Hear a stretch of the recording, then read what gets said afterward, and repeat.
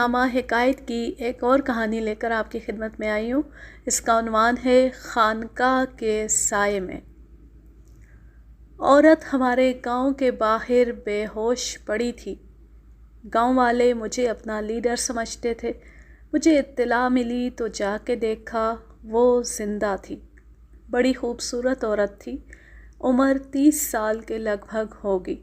وہ ہمارے گاؤں کی نہیں تھی۔ میں اسے اپنے گھر اٹھوا لایا۔ یہ وہ دن تھے جب دوسری جنگ عظیم میں جاپان ہتھیار ڈال چکا تھا اور جرمنی کی فوجیں شکست کھاتی تیزی سے پسپا ہو رہی تھی۔ میں 1 مہینے کی چھٹی پر گاؤں آیا ہوا تھا۔ میں فوج میں صوبے دار تھا۔ تعلیم تو میری میٹرک تھی۔ آرمی کے امتحان پاس کر کے میں اندھوں میں کانا راجہ بن گیا تھا۔ گاؤں میں میری حیثیت یہ تھی کہ میرے مشورے اور فیصلے مانے جاتے تھے۔ اس کی ایک وجہ تو میری صوبے داری تھی، دوسری وجہ یہ کہ جنگ عظیم میں فوجی کا رعب چلتا تھا۔ انگریز بادشاہ نے ہمیں لڑانے کے لیے بہت زیادہ پھونک دے رکھی تھی، اور تیسری وجہ یہ تھی کہ میں اونچی ذات کا فرد تھا۔ زمین اور جائیداد بے شمار تھی۔ میرے خاندان میں مرد بھی بہت تھے۔ دیہات میں یہی چیزیں انسان کو بادشاہ بناتی ہیں۔ صبح سویرے کسی نے اس عورت کو گاؤں کے باہر پڑے دیکھا تو اسے کسی نے ہاتھ بھی نہ لگایا۔ مجھے اطلاع دی گئی۔ گھر لانے کے بعد دیکھا کہ اس کا رنگ زرد ہو گیا تھا۔ عام دیہاتی عورتوں کی طرح وہ گندمی یا سانولے رنگ کی نہیں تھی۔ اس کے منہ میں پانی ٹپکایا، پھر قطرہ قطرہ دودھ دیا۔ ہمارے گاؤں میں ایک نیم حکیم بھی تھا۔ اس نے اسے کچھ سونگھایا۔ آدھے گھنٹے بعد اس نے آنکھیں کھولیں تو گھبرا کر اٹھ بیٹھی۔ منہ سے کچھ نہ بولی، ڈرے ہوئے بچے کی طرح سب کو باری باری دیکھتی تھی۔ میری بیوی نے پیار سے اس کے سر پر ہاتھ پھیرا اور تسلی دی کہ وہ اپنے ہی گھر میں ہے، گھبرائے نہیں۔ میں نے بھی اسے دلاسا دیا۔ اس کے آنسو بہنے لگے۔ اسے لیٹے رہنے کو کہا تو اس نے پانی مانگا۔ پانی پلا کر اسے دودھ پلایا گیا۔ میرے گاؤں کا کوئی آدمی آیا ہے؟ یہ کون سا گاؤں ہے؟ میں اس گھر میں کس طرح آئی ہوں؟ اس نے نحیف آواز میں اتنے سارے سوال کر ڈالے۔ ہم میں سے کسی نے اس گاؤں کا نام بتایا تو اس نے پوچھا، میرا گاؤں کتنی دور ہے؟ مجھے شک ہوا کہ اس کے ساتھ زیادتی ہوئی ہے۔ اس کی حالت بہتر ہوتی جا رہی تھی۔ میں نے اس سے پوچھا کہ وہ کون ہے اور کون سے گاؤں کی رہنے والی ہے۔ اس نے سب کو باری باری دیکھا اور کہا، پھر تم لوگ مجھے میرے گاؤں بھیج دو گے؟ تم اپنے گاؤں نہیں جانا چاہو گی؟ نہیں۔ لباس اور شکل و صورت سے وہ کسی چھوٹے گھر کی عورت نہیں لگتی تھی۔ وہ پاگل بھی نہیں تھی۔ میں نے اس سے پوچھا کہ وہ اپنے گاؤں نہیں جائے گی تو اور کہاں جائے گی؟ میں تھانے جا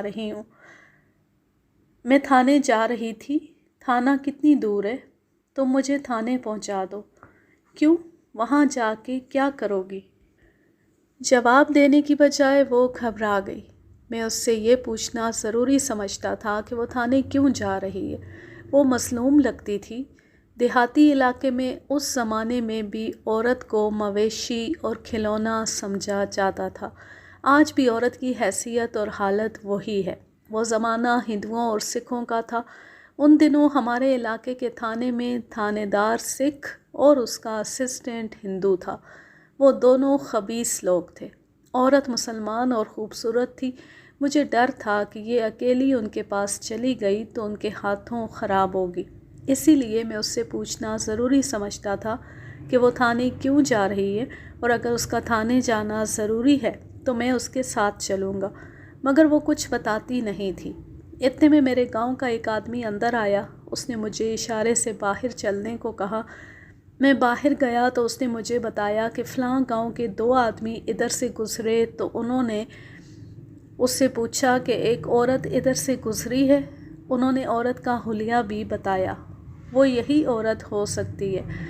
اس آدمی نے یہ عقل مندی کی کہ انہیں یہ کہہ کر باہر کھڑا کرایا کہ یہیں ٹھہرو، میں گاؤں میں کسی اور سے پوچھ کر آتا ہوں۔ وہ میرے پاس آیا اور مجھ سے پوچھا کہ کیا انہیں یہ عورت دکھا دی جائے، وہ شاید اسی کو ڈھونڈ رہے ہیں۔ میں نے اندر جا کر اس عورت سے کہا کہ تمہیں 2 آدمی ڈھونڈتے پھر رہے ہیں۔ وہ خوفزدہ ہو گئی۔ میں نے اسے اور زیادہ ڈرانے کے لیے کہا کہ آؤ تم ان کے ساتھ چلی جاؤ۔ اس نے کچھ کہے بغیر ہاتھ جوڑ دیے اور اس کے چہرے پر اداسی بہت گہری ہو گئی۔ وہ بالکل خاموش تھی۔ وہ چارپائی سے اٹھی اور فرش پر بیٹھ کر اس نے میری بیوی کے پاؤں پکڑ لیے، پھر کبھی مجھے دیکھتی کبھی میری بیوی کو۔ میں نے اسے کہا کہ مجھے بتا دو کہ یہ معاملہ کیا ہے، تھانے جانا ہوا تو میں تمہارے ساتھ چلوں گا۔ وہ مان گئی۔ میں نے اپنے آدمی سے کہا کہ ان دونوں سے کہہ دو کہ اس گاؤں میں کسی عورت کو نہیں دیکھا گیا۔ وہ چلا گیا تو میں نے سب کو باہر نکال کر اسے بہت ہی تسلی دی، اسے ہر طرح کی مدد کا یقین دلایا۔ اس سے پوچھا کہ وہ بے ہوش کیوں ہوئی تھی اور وہ اتنی کمزور کیوں ہے۔ صرف 15 دن گزرے میرا بچہ پیدا ہوا ہے، میں ابھی چلنے کے قابل نہیں تھی۔ یہ کہہ کر وہ زاروں قطار رونے لگی۔ میں نے باہر جا کر اپنی بیوی کو بتایا کہ یہ عورت تو اس حالت میں ہے۔ میری بیوی نے فوراً اسے لٹا دیا اور معلوم نہیں کیا کیا اور اسے کیا دیا۔ میں باہر رہا۔ 1 گھنٹہ گزر گیا۔ بیوی باہر آئی تو اس نے مجھے بتایا کہ وہ سو گئی ہے۔ وہ 3-4 گھنٹے سوتی رہی۔ وہ جاگی تو میری بیوی نے اسے مکھوی چیزیں کھلائیں۔ میں جب اندر گیا تو وہ اچھی حالت میں تھی۔ مجھے کہنے لگی اگر آپ سچے دل سے مجھے اپنی بہن سمجھے تو میں آپ کو بتا دوں گی کہ میں کون ہوں اور تھانے میں کیوں جا رہی تھی۔ اگر دھوکہ دینا ہے تو مجھے اللہ کے حوالے کر دیں، وہ تو انصاف کرے گا۔ میں اسے جس طرح یقین دلا سکتا تھا دلایا اور اسے اللہ اور رسول صلی اللہ علیہ وآلہ وسلم کی قسمیں کھا کر بہن کہا۔ اس نے اپنے گاؤں کا نام بتا کر کہا کہ 8 سال گزرے میری شادی ہوئی تھی۔ 5 – 5.5 سال بعد میرا خاوند مر گیا۔ اس سے پہلے میرا ایک بچہ پیدا ہوا تھا جو 1.5 سال کا ہو کر مر گیا تھا۔ خاوند مرا تو میں نے قسم کھا لی کہ میں دوسری شادی نہیں کروں گی۔ میرا خاوند بہت ہی اچھا تھا، میں اسے دل سے اتار نہیں سکتی تھی۔ خاوند کمزور خاندان کا آدمی تھا اور میں بھی ایسی ہی خاندان کی تھی۔ اب میری ماں تھی اور باپ، میں انہی کے پاس رہتی تھی۔ دیہات میں جس خاندان میں مرد بہت کم ہوں اسے کمزور سمجھا جاتا ہے۔ مجھے دوسری شادی کے لیے کہا گیا لیکن میں نہ مانی۔ بعض نے مجھے پھانسنے کی کوشش کی، اشارے کیے، پیغام بھیجے، بہت کچھ کیا لیکن میں کسی کے ہاتھ نہ آئی۔ مجھے تحفوں یا مالی لالچ سے نہیں خریدا جا سکتا تھا کیونکہ ہماری زمین بہت ہے جو ہم نے بٹائی پر دے رکھی ہے۔ کھانے اور پہننے کی کوئی کمی نہیں تھی، دوسروں کو بھی کھلا اور پہنا سکتی تھی۔ اس گاؤں میں اکثریت ایک ہی ذات اور برادری کی ہے۔ اس گاؤں میں سب مسلمان تھے، کوئی سکھ نہیں تھا۔ میں جالندھر کے علاقے کی بات کر رہا ہوں جہاں دیہاتی علاقے میں سکھ کاشتکار اور زمیندار بھی بہت تھے، لیکن یہ گاؤں مسلمانوں کا بلکہ ایک ہی برادری کا تھا۔ اس برادری میں ایک گھرانہ لٹھ بازی اور بدمعاشی کے لیے مشہور تھا۔ ان کا زمیندارہ تھا، نمبرداری بھی اسی گھر میں تھی۔ 4-5 بھائی تھے جو کسی کو سر نہیں اٹھانے دیتے تھے۔ ان بھائیوں میں سے ایک کی بیوی مر گئی تھی۔ اس کی قریبی رشتہ داری میں لڑکیاں تھیں۔ اسے دوسری شادی کے لیے کہا گیا لیکن اس نے اس عورت کے ساتھ شادی کرنے کا ارادہ ظاہر کیا۔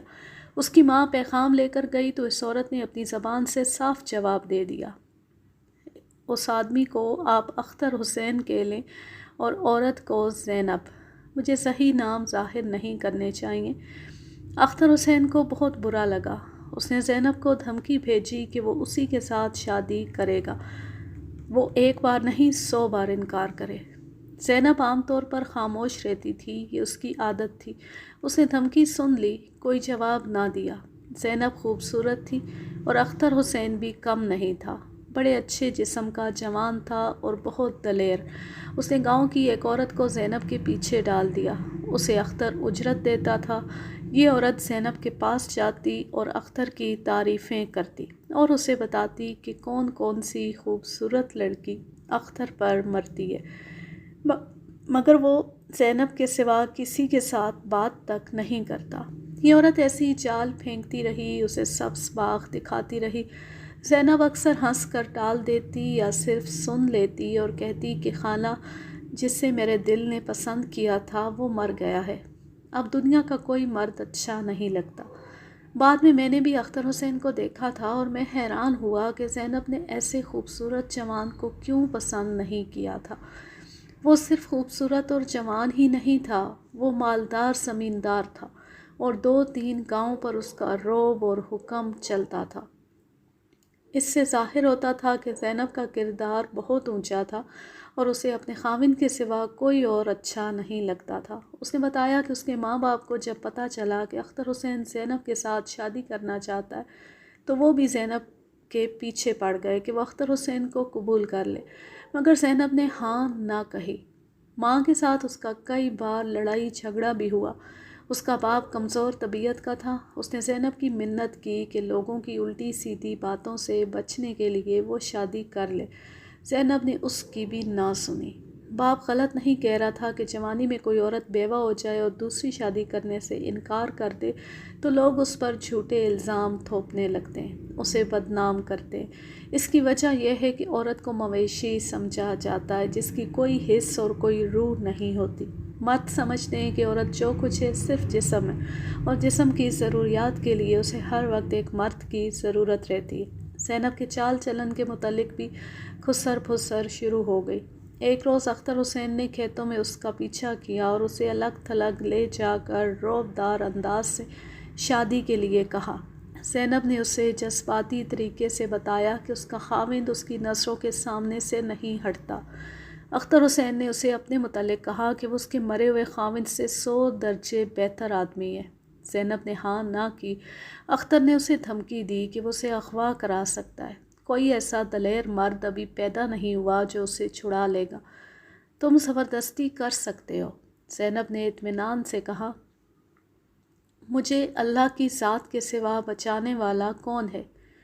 میرا ایک بھی بھائی ہوتا تو میں تمہاری دھمکی کا جواب کسی اور طریقے سے دیتی۔ تم مجھے زبردستی اپنے گھر لے جاؤ گے تو میں تم سے نفرت کروں گی اور تم محسوس کرو گے کہ تم کہیں سے ایک پتھر اٹھا لائے ہو۔ تم گیدڑوں اور گدھوں کی طرح میرے جسم کو نوچتے رہو گے اور میں تمہیں حقیر سمجھتی رہوں گی۔ کیا اب تم مجھ سے نفرت نہیں کرتی؟ نہیں، نفرت کیوں کروں؟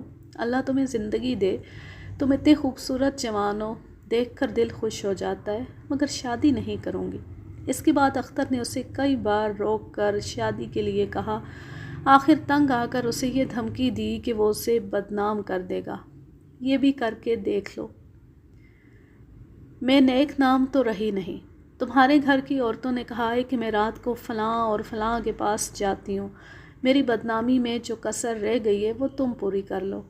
یہ حربہ بھی ناکام رہا تو اختر حسین نے ہتھیار ڈال دیے اور اس نے زینب سے محبت کی بھیک مانگنی شروع کر دی۔ اس نے کہا کہ اسے اگر صرف عورت کی ضرورت ہوتی تو وہ اس جیسی 10 جوان عورتیں خرید سکتا تھا، لیکن اسے زینب اچھی لگتی ہے۔ اختر نے اسے کوئی تحفہ پیش کیا جو زینب نے نہ لیا۔ اختر نے اسے قسمیں کھا کر یہ بھی کہا کہ وہ اس کی محبت قبول کر لے تو وہ اس کے جسم کو ہاتھ بھی نہیں لگائے گا۔ زینب نے کہا کہ میں یہ محبت ضرور قبول کر لوں گی، شرط یہ ہے کہ مجھے بہن بنا لو، میرا کوئی بھائی نہیں۔ اختر سٹ پٹایا۔ یہی تو اس کا مسئلہ تھا، وہ اسے بہن نہیں بنانا چاہتا تھا۔ اس کے علاوہ اس کا دوسرا مسئلہ یہ تھا کہ زینب نے اس سے بھاگنے کی کوشش کبھی نہ کی، نفرت کا اظہار بھی نہ کیا۔ زینب نے اس سے بھاگنے کی کوشش کبھی نہ کی، نفرت کا اظہار بھی نہ کیا اور دھتکارا بھی نہیں۔ اس کے رعب اور دھمکیوں کو بھی تسلیم کرتی رہی اور دامن بھی بچاتی رہی۔ یہ تو میں بھی دیکھ رہا تھا کہ وہ جب مجھے یہ قصہ سنا رہی تھی تو وہ ٹھہرے ٹھہرے لہجے میں بول رہی تھی۔ اس کا یہ لہجہ میرے دل پر اثر کر رہا تھا۔ اس کے انداز میں بناوٹ اور جھوٹ نہیں تھا۔ میں اچھی طرح سمجھ رہا تھا کہ اس کے اس لہجے اور انداز نے اختر حسین کو پریشان کر دیا ہوگا۔ اس نے سنایا کہ اختر نے محبت کا اظہار کیا تو اس نے اختر کی محبت قبول کر لی مگر اس کا مقصد پورا نہ کیا۔ پھر اختر نے تنگ آ کر اسے بدنام کرنے کی مہم چلائی، اسے قتل کی دھمکی دی۔ اس دھمکی کے جواب میں زینب نے کہا، یہ طریقہ ٹھیک ہے، مجھے قتل کرو اور میری لاش کے ساتھ شادی کر لینا۔ ایک روز اختر نے اس کے گھر آ کر اس کے آگے ہاتھ جوڑ دیے اور کہا، زینب مان جاؤ، میں تمہیں شرعی بیوی بنانا چاہتا ہوں۔ اب تو سارے گاؤں کو پتہ چل گیا ہے کہ میں تمہارا رشتہ مانگ رہا ہوں اور تم انکار کر رہی ہو۔ یہ میرے خاندان کی بے عزتی ہے، اور جب تم میرے ساتھ شادی کر لو گے تو تمہارے خاندان کی اور زیادہ بے عزتی ہوگی۔ سارے گاؤں میں تم ہی نے مشہور کیا ہے کہ زینب بدکار اور بد چلن ہے۔ تم مجھے شرعی بیوی بنا کر گاؤں میں سر اونچا کیسے کر سکو گے؟ یہ سب جھوٹ ہے، اختر حسین نے غصے سے کہا۔ میں جانتا ہوں کہ تم پاک صاف ہو۔ زینب نہ مانی۔ اسے یہ افسوس ضرور تھا کہ اس کا باپ غم سے اور زیادہ بوڑھا ہو گیا تھا۔ یہ غم باپ کا ہی تھا کہ اس کی جوان بیٹی بیوہ ہو کر گھر بیٹھی تھی، اور وہ اتنے کھاتے پیتے گھر اور ایسے خوبصورت آدمی کا رشتہ قبول نہیں کر رہی تھی۔ زینب نے اپنے باپ کو یہ نہیں بتایا کہ اس کا مرحوم خاوند اسے خواب میں ملا کرتا ہے، اور وہ اسی ملاقات کو کافی سمجھتی ہے۔ اس کے جذبات کے ساتھ کسی کو دلچسپی نہیں تھی۔ وہ خاموشی سے ہر کسی کی ہر بات برداشت کرتی رہی۔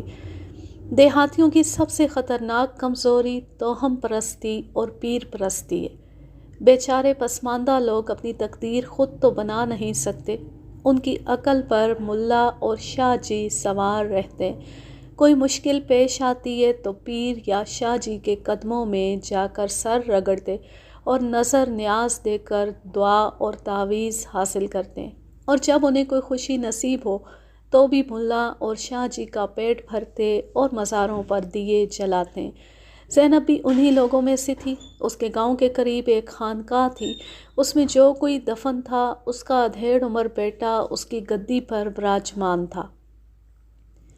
باز اور کتوں کے شکار کا شوقین تھا۔ اس کی کچھ کرامات مشہور تھیں۔ اس علاقے میں بڑا پیر تو ایک اور تھا جس کے مریدوں کا حلقہ بہت وسیع تھا، لیکن اس خانقاہ والے شاہ صاحب کے پاس بھی لوگ جاتے اور مرادیں پوری کراتے تھے۔ زینب ہر جمعرات کی شام اس خانقاہ پر دیا جلانے جاتی اور شاہ صاحب کو بھی سلام کر آتی تھی۔ اس کا خاوند مر گیا تو اس نے ہر جمعرات 2 دیے جلانے شروع کر دیے، ایک خانقاہ پر، دوسرا اپنے خاوند کی قبر پر۔ شاہ صاحب زینب پر ذرا زیادہ ہی مہربان تھے، لیکن زینب سلام سے زیادہ اس کے ساتھ کوئی تعلق نہیں رکھتی تھی۔ جن دنوں اختر حسین زینب کی طرف سے مایوس ہو گیا، انہی دنوں شاہ صاحب نے ایک جمعرات زینب کو خانقاہ کے سامنے روک لیا۔ اسے معلوم تھا کہ وہ ہر جمعرات دیا جلانے آتی ہے۔ وہ اس وقت خانقاہ سے باہر کھڑا تھا۔ زینب کو روک کر شاہ نے اس کی آنکھوں میں جھانکا اور اس کے سر کے اوپر اس طرح ہاتھ ہوا میں مارا جیسے اس کے سر پر کوئی چیز بیٹھی تھی جسے شاہ نے اڑا دیا تھا۔ شاہ نے کہا، چل ہٹ جا، پرے جا۔ شاہ صاحب نے ہوا میں ادھر ادھر دیکھا۔ زینب نے بھی دیکھا۔ اسے ہوا میں کوئی پرندہ یا کوئی اور اڑتی چیز نظر نہ آئی۔ اوئے مان جاؤ یار، شاہ صاحب نے ہوا میں دیکھتے ہوئے کہا، یہ میری پرانی مریدنی ہے، کسی اور کے پاس جاؤ۔ زینب ڈر گئی۔ اس نے پوچھا، شاہ جی کیا ہے؟ ڈرو نہیں، یہ میرے 2 جن ہیں، تھوڑی دیر پہلے میرے پاس بیٹھے ہوئے تھے۔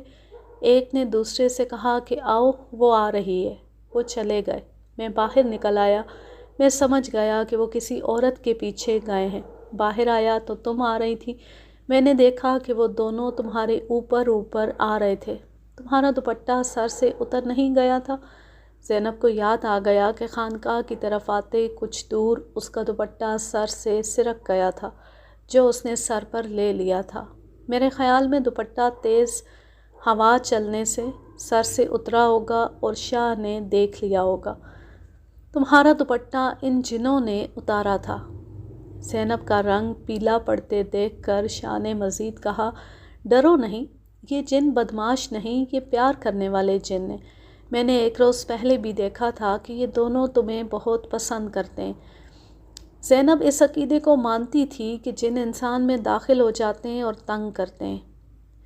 اس نے شاہ صاحب سے اس خطرے اور خوف کا اظہار کیا تو شاہ صاحب نے اسے تسلی دی کہ یہ جن تنگ کرنے والے نہیں ہیں، یہ تو اس پر فریفتہ ہو گئے، ان سے فائدہ مل سکتا ہے، نقصان نہیں ہوگا۔ زینب کے دل سے ڈر نکلا نہیں، اس کی نظر میں جن جن ہی تھے، اور جنوں کی اس نے بڑی ہی خوفناک باتیں سنی تھیں۔ 2 دن اس کی یہ حالت رہی کہ منہ پر مکھی بیٹھ کر اڑ جاتی تو وہ اسے جن سمجھ لیتی تھی۔ اسے اٹھتے بیٹھتے اپنے ارد گرد جن گھومتے پھرتے محسوس ہوتے تھے۔ تیسرے چوتھے دن وہ شاہ صاحب کے پاس چلی گئی، اسے بتایا کہ وہ ہر وقت جنوں سے ڈرتی رہتی ہے اور جن شاید اس کے ساتھ ساتھ رہتے ہیں۔ شاہ نے اس کا شک یقین میں بدل دیا اور کہا وہ تمہاری حفاظت کرتے ہیں اور وہ یہ بھی پسند نہیں کرتے کہ تم اس جوانی میں بیوہ رہو۔ کل دوپہر کے بعد آنا، میں تمہارا ڈر دور کر دوں گا۔ وہ دوسرے دن شاہ کے گھر گئی۔ وہ اپنے خاص کمرے میں اکیلا تھا۔ زینب کو دیکھ کر اس نے اپنے آپ سے باتیں شروع کر دیں، پھر اس طرح چونکا جیسے بیدار ہو گیا۔ اس نے 2 کورے کاغذ نکالے، دونوں پر خانے بنائے، ان میں کچھ لکھا۔ زینب ان پڑھ تھی۔ شاہ نے اس کے ہاتھ سے انگوٹھے پر سیاہی مل کر ایک انگوٹھا ایک کاغذ پر لگوایا اور دوسرا انگوٹھا دوسرے کاغذ پر لگوایا، اور ایک بار پھر انگوٹھے پر سیاہی مل کر ایک اور انگوٹھا ان کاغذوں کے نیچے کسی اور کاغذ پر لگوا لیا۔ شاہ زور سے کھانسا۔ اس کے ساتھ ہی اختر حسین حجرے میں داخل ہوا۔ زینب اسے دیکھ کر گھبرائی یا ڈری نہیں۔ تم کیوں آئے ہو؟ جاؤ۔ شاہ نے حیران ہو کر اختر سے کہا یہاں سے چلے جاؤ۔ اختر حسین نے شاہ کے پاؤں پکڑ لیے اور کہا یا سرکار، میں بڑی مجبوری کی حالت میں آیا ہوں۔ میں گھر میں بیٹھا تھا کہ میرے منہ پر کسی نے ہاتھ پھیرا۔ میں نے ادھر ادھر دیکھا، وہاں کوئی بھی نہیں تھا۔ کسی نے ہاتھ ضرور پھیرا تھا، میں نے اسے وہم سمجھ لیا۔ پھر کسی نے میرا ہاتھ پکڑ کر کھینچا۔ وہ جو کوئی بھی تھا اس کا ہاتھ برف کی طرح سرد تھا، وہ نظر نہیں آتا تھا۔ میں نے کلمہ شریف پڑھنا شروع کر دیا، پھر کسی نے مجھے پیچھے سے دھکیلا، یہ ہاتھ بھی سرد تھے۔ میں اٹھ کھڑا ہوا، میرا پسینہ نکل آیا تھا۔ میں نے گھر والوں کو بتانے کا ارادہ کیا تو میری زبان سے آواز نہ نکلی۔ پیچھے سے کوئی مجھے دھکیل رہا تھا۔ میرے دماغ پر بھی اسی کا قبضہ ہو گیا جو مجھے دھکیل رہا تھا۔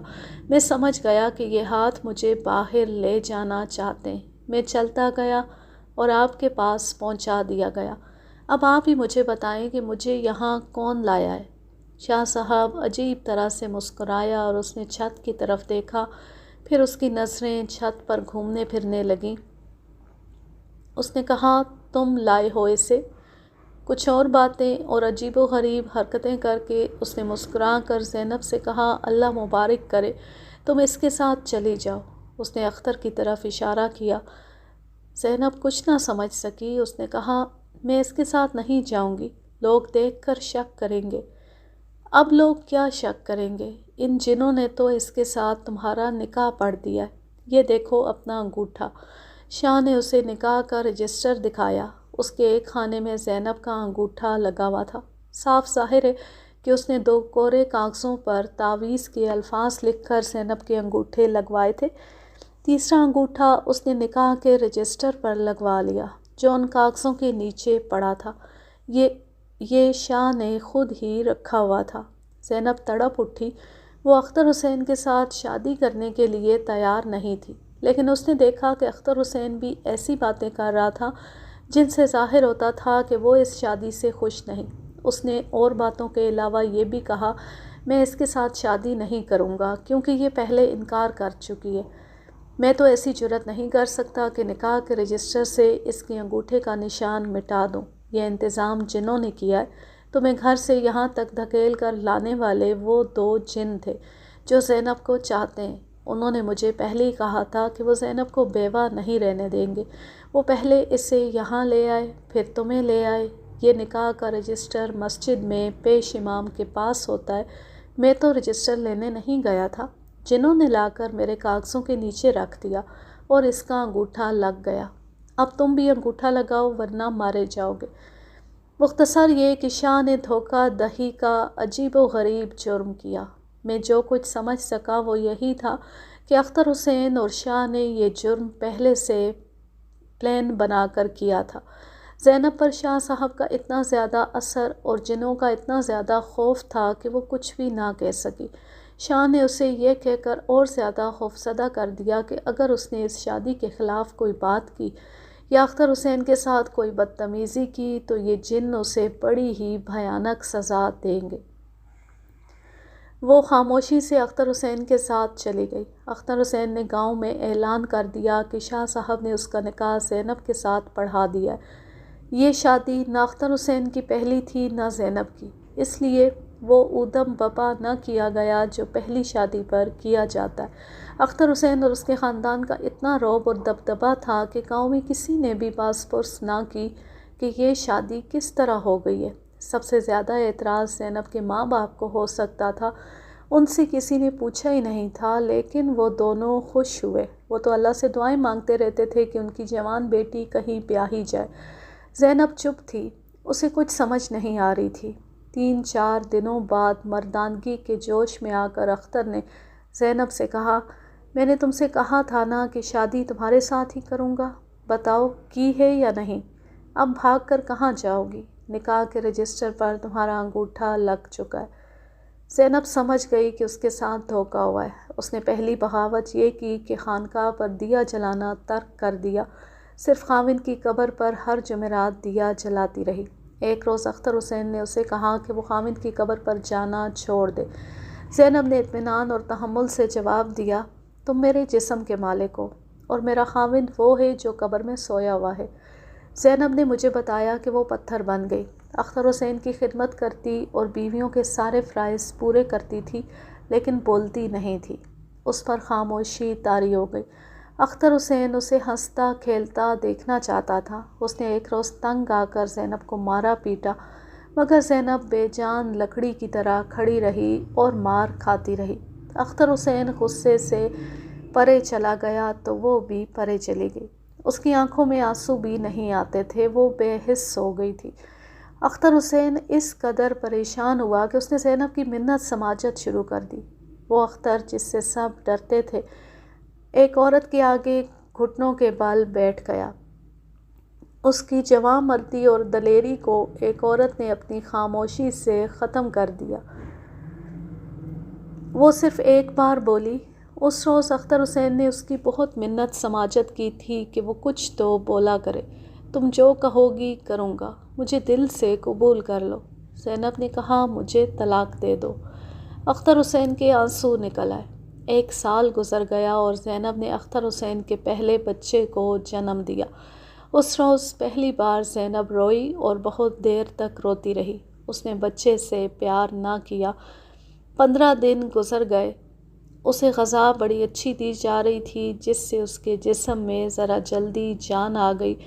آدھی رات کے بعد اس نے دیکھا کہ گھر کے تمام افراد گہری نیند سو گئے ہیں تو وہ اٹھی اور سوئے ہوئے بچے کو اٹھایا۔ وہ شاہ کے گھر کی طرف گئی اور سوئے ہوئے بچے کو شاہ کے دروازے کے سامنے رکھ کر تھانے کی طرف چل پڑی۔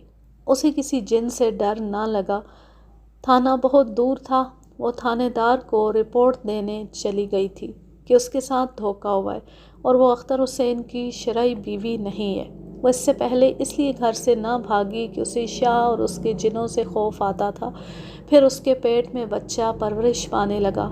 اختر حسین کی باتوں سے اس کے دل سے شاہ اور جنوں کا خوف تو نکل گیا، لیکن حمل کی وجہ سے وہ بھاگ نہ سکی۔ بعد میں بچہ پیدا ہوا تو وہ بھاگ اٹھی۔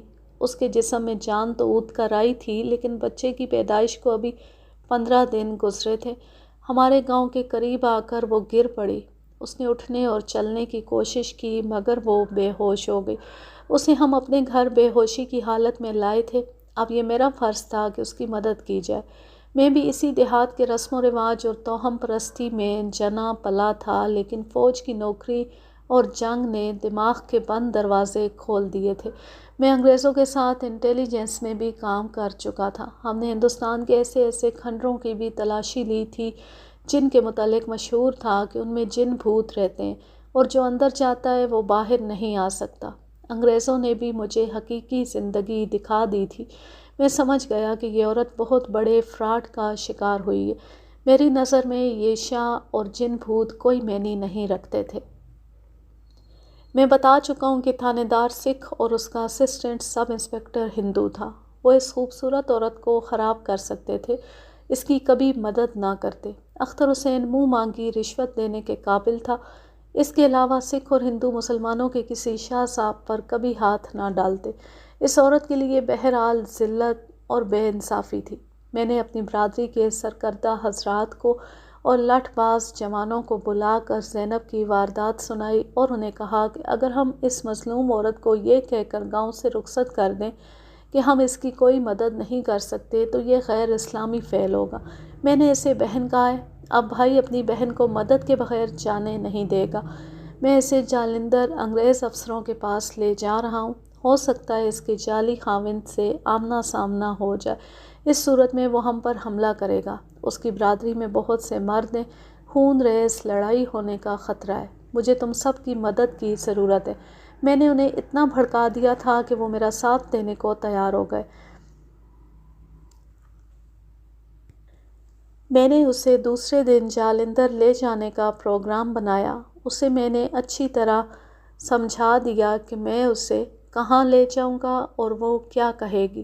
اس روز اسے اپنے گھر میں چھپائے رکھا۔ شام سے پہلے پہلے یہ خبر ہمارے گاؤں میں بھی پہنچ گئی کہ فلاں گاؤں کی ایک عورت اپنا نوزائیدہ بچہ ایک شاہ صاحب کے دروازے پر رکھ کر کہیں غائب ہو گئی ہے۔ میں نے یکے کا انتظام کر لیا۔ سحر ابھی اندھیری تھی جب میں نے زینب کو جگایا اور اسے یکے میں بٹھایا۔ میرے علاوہ یکے میں 4 اور آدمی تھے۔ 6-7 آدمی گھوڑوں پر ساتھ تھے اور 2 سائیکلوں پر بھی تھے۔ ان سب کے پاس لاٹھیاں اور کلہاڑیاں تھیں۔ میں زینب کو جالندھر چھاؤنی کے اسٹیشن کمانڈر کے پاس لے جا رہا تھا۔ وہ میجر لوکارٹ نام کا ایک انگریز افسر تھا، ایک ٹانگ سے کچھ معذور تھا، اس لیے اسے صرف چھاؤنی کی کوئی دفتری ڈیوٹی دی گئی تھی۔ اس کے ساتھ میری اچھی خاصی ملاقات تھی۔ 1.5-2 سال پہلے وہ امبالہ چھاؤنی میں تھا، وہاں ایک کیس کی تفتیش کے سلسلے میں اس سے ملا تھا۔ یہ جاسوسی کا کیس تھا۔ ہمارا یکا جب جالندھر چھاؤنی میں داخل ہوا تو سورج طلوع ہو رہا تھا۔ میں یکے کو میجر لوکارٹ کے دفتر کے سامنے لے گیا۔ تھوڑی دیر بعد وہ دفتر میں آ گیا۔ مجھے سویلین کپڑوں میں دیکھ کر وہ سمجھا کہ میں انٹیلیجنس ڈیوٹی پر ہوں۔ بڑے اچھے طریقے سے ملا، بولا، ویل صوبیدار صاحب کوئی اور گڑبڑ ہو گیا؟ میں اس کے ساتھ ہی اس کے دفتر میں چلا گیا اور اسے بتایا کہ میں چھٹی پر ہوں اور سول کا ایک کیس لایا ہوں۔ اسے ساری واردات سنا دی۔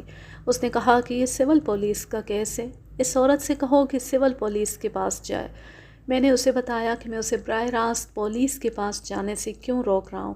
میں چاہتا ہوں کہ ڈپٹی کمشنر صاحب اس کیس میں خود دلچسپی لیں، ورنہ ان مجرموں کو کبھی سزا نہیں ملے گی اور وہ قانون اپنے ہاتھ میں لے کر اس عورت کو سزا دیں گے۔ میجر لوکارٹ میری بات سمجھ گیا۔ وہ شاہ اور اختر حسین کے جرم پر حیران بھی ہوا اور ہنسا بھی۔ اس نے کہا، تم مسلمان لوگ افریقہ کے حبشیوں سے کم نہیں۔ وہاں کے لوگ بھی ایک آدمی کو خدا کا ایلچی بنا کر اسی کے آگے سجدے کرتے رہتے ہیں۔ اس کی اس رائے نے مجھے بہت شرمسار کیا۔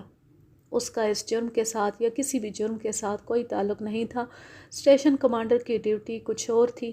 میں اس کی سفارش استعمال کرنا چاہتا تھا۔ اس کے دل میں زینب کی ہمدردی اور مجرموں کے خلاف نفرت پیدا ہو گئی۔ اس نے اسی وقت ڈپٹی کمشنر کو ٹیلی فون کیا اور اسے میرے متعلق اور میری سروس کے متعلق بہت کچھ بتا کر زینب کی مظلومیت کا مختصر سا ذکر کیا اور پرزور سفارش کی کہ اس فراڈ کی پوری تحقیقات ہونی چاہیے۔ میجر لوکارٹ نے اپنی طرف سے ڈپٹی کمشنر کو یہ بھی کہا کہ اس قسم کے فریب کار پیر اور شاہ وغیرہ ان فوجیوں کے لواحقین کے ساتھ بھی نوسر بازی اور فریب کاری کرتے رہتے ہیں جو جنگ کے دور دراز محاذوں پر گئے ہوئے ہیں اور لڑ رہے ہیں۔ اس نے مجھے ڈپٹی کمشنر کے پاس بھیج دیا۔ میں زینب اور اپنے باڈی گارڈوں کے ساتھ ڈپٹی کمشنر کے دفتر گیا۔ وہ انگریز تھا۔ میری اطلاع ملتی اس نے مجھے اندر بلا لیا۔ اس میں پاکستانی افسروں والی رعونت نہیں تھی، حالانکہ پرانے لوگ جانتے ہیں کہ ڈپٹی کمشنر کو لوگ برطانیہ کے شہنشاہ معظم سے زیادہ بڑا آدمی سمجھتے تھے۔ اس کی پاور ایسی ہوتی تھی۔ اس نے زینب کو بھی اندر بلا لیا اور اسے کہا کہ وہ ساری بات سنائے۔ زینب نے کم و بیش 1.5 گھنٹہ صرف کر کے اپنی کہانی سنائی جو اس انگریز ڈپٹی کمشنر نے پوری توجہ سے سنی۔ اس نے مجھے کہا، نوزائیدہ بچے کو اس بے دردی سے باہر پھینکنا سنگین جرم ہے، لیکن اس عورت کے ساتھ جو دھوکہ ہوا ہے اس کے سامنے اس کا یہ جرم معمولی لگتا ہے۔ اس نے پولیس کے کسی بڑے افسر کو فون کیا اور اسے کہا کہ وہ فوری طور پر ایک گاؤں میں چھاپہ مارنے اور ایک جرم کی تفتیش کا انتظام کر دے۔ میں نے ڈپٹی کمشنر کو بتایا کہ اختر حسین میرے خلاف شدید انتقامی کارروائی کرے گا۔ اس نے مجھے تسلی دی کہ وہ اس کا انتظام بھی کر دے گا۔ مجھے اپنے گاؤں جانے کے لیے کہا گیا۔ زینب کو وہیں رکھا گیا۔ میں اپنے باڈی گارڈوں کے ساتھ اپنے گاؤں چلا گیا۔ سورج غروب ہونے سے بہت پہلے میرے گاؤں کے قریب سے 4 گھوڑے گزرے۔ ایک پر انگریز پولیس افسر سوار تھا، 2 پر 2 ہندوستانی پولیس افسر تھے اور تیسرے پر کوئی سویلین کپڑوں والا تھا۔ کانسٹیبلوں کی گارد یکوں پر جا رہی تھی۔ ایک یکے میں اگلی سیٹ پر زینب بیٹھی تھی۔ دوسری صبح مجھے اختر حسین کے گاؤں بلایا گیا۔ پولیس رات بھر وہیں رہی تھی۔ مجھ سے انگریز افسر نے زینب کے متعلق پوچھا کہ وہ مجھے کس طرح ملی تھی۔ میں نے اسے بتا دیا۔ 3 آدمیوں کو میں نے ہتھ کڑیوں میں دیکھا۔ مجھے بتایا گیا کہ ان میں سے ایک اختر حسین ہے، دوسرا شاہ صاحب اور تیسرا گاؤں کی مسجد کا مولوی جس نے نکاح کا رجسٹر شاہ کو دیا تھا۔ نکاح رجسٹر صرف مولوی کے پاس رہنا چاہیے تھا۔ رات ہی رات پولیس نے تفتیش مکمل کر لی تھی۔ مجرموں کو پولیس ساتھ لے گئی۔ مجھے بھی 2-3 بار جانا پڑا اور پھر مقدمہ عدالت میں گیا۔ مجسٹریٹ نے جرائم کی سنگینی دیکھ کر کیس سیشن سپرد کر دیا، جہاں سے جناب شاہ صاحب کو دھوکہ دہی کے جرم میں اور قانونی دستاویز میں غلط اندراج کرنے کی پاداش میں مجموعی طور پر 5 سال سزائے قید دی گئی۔ اختر حسین کو دھوکہ دہی، حبس بے جا اور جبری آبرو ریزی کے جرائم میں 11 سال سزائے قید ملی اور مولوی کو 6 ماہ سزائے قید دی گئی۔ اس کا جرم یہ تھا کہ اس نے یہ جانتے ہوئے کہ نکاح رجسٹر کا غلط استعمال ہوگا، یہ قانونی دستاویز شاہ اور اختر حسین کو دے دی۔ شاہ اور مولوی کو اختر حسین نے اس جرم کے لیے بہت سی رقم دی تھی اور جنوں کا ڈرامہ شاہ کے دماغ کی اختراع تھا۔ اس نے اختر حسین کو بتا دیا تھا کہ وہ فلاں دن اور فلاں وقت اس کے گھر آ جائے اور شاہ زینب کو گھر میں بلا کر انگوٹھا لگوا لے گا۔ اس کا ڈرامہ کامیاب رہا، جو دراصل زینب کی سادگی اور خوفزدگی کا نتیجہ تھا۔ شاہ نے عدالت میں اپنی صفائی میں اس رجسٹر کا حوالہ دیا اور کہا تھا کہ اختر اور زینب کی شادی باقاعدہ ہوئی ہے۔ اس کے وکیل نے زینب کی ماں کو اور اس کے باپ کو عدالت میں پیش کیا، جنہوں نے یہ بیان دیے کہ یہ شادی ان کی اجازت سے ہوئی تھی۔ نکاح کے رجسٹر پر 2 گواہوں کے بھی انگوٹھے تھے۔ یہ گواہ بھی پیش کیے گئے۔ ظاہر ہے کہ زینب کے والدین کو رقم یا دھمکی دونوں کے زور پر عدالت میں لایا گیا تھا۔ گواہ اختر کے قریبی رشتہ دار تھے۔ سرکاری وکیل نے ان سب کو جھٹلا دیا۔ اس نے جرح میں کھرا کھوٹا الگ الگ کر دیا۔ دلچسپ اور عجیب بیان اختر حسین کا تھا۔ اس نے بھی اپنی صفائی میں جھوٹ بولے، مگر سرکاری وکیل نے جب جرح شروع کی تو اس کی حالت بگڑ گئی۔ اس روز عدالت میں تمام وقت اسی پر جرح ہوتی رہی۔ آخر اس کی مردانگی ٹوٹ پھوٹ گئی۔ اس نے سرکاری وکیل کے ایک سوال کے جواب میں غیر متوقع طور پر جرم کا اعتراف کر لیا۔ اس نے کہا، میں دراصل زینب کے ساتھ شادی کر کے اس کی زمین پر قبضہ کرنا چاہتا تھا۔ مجھے امید تھی کہ میں اشارہ کروں گا تو یہ میرے ساتھ شادی کر لے گی، لیکن اس نے صاف انکار کر دیا۔ پھر اس نے ایسا رویہ اختیار کر لیا کہ میرے دل میں اس کی محبت اور قدر پیدا ہو گئی۔ میں اپنے آپ پر قابو پانے کی کوشش کرتا رہا، لیکن زینب میرے دل میں اتر گئی۔ میں مجبور ہو گیا اور شاہ صاحب سے ذکر کیا۔ انہوں نے مجھے بتایا کہ وہ کتنی رقم لیں گے۔ میں نے یہ رقم دے دی۔ پھر انہوں نے مجھ سے مولوی صاحب کے لیے کچھ رقم مانگی، میں نے وہ بھی دے دی۔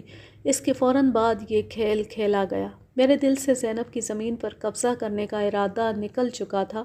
میں تو یہ کہتا تھا کہ یہ میری ساری زمین اپنے نام لکھوا لے اور مجھے محبت سے قبول کر لے، لیکن یہ صرف بیوی بنی رہی۔ اس نے میری محبت قبول نہ کی۔ سیشن جج نے بچے کے متعلق فیصلے میں لکھا کہ یہ بچہ شادی کے بغیر پیدا ہوا ہے اور یہ اختر حسین کے جرم کی پیداوار ہے، اس لیے اس کی پرورش کا ذمہ دار اختر ہے، زینب نہیں۔ اختر اور شاہ پر جرمانہ بھی کیا گیا تھا۔ مجھے رقم یاد نہیں رہی، جج نے لکھا کہ جرمانے کی رقم زینب کو دی جائے، عدم ادائیگی کی صورت میں 2 سال مزید قید۔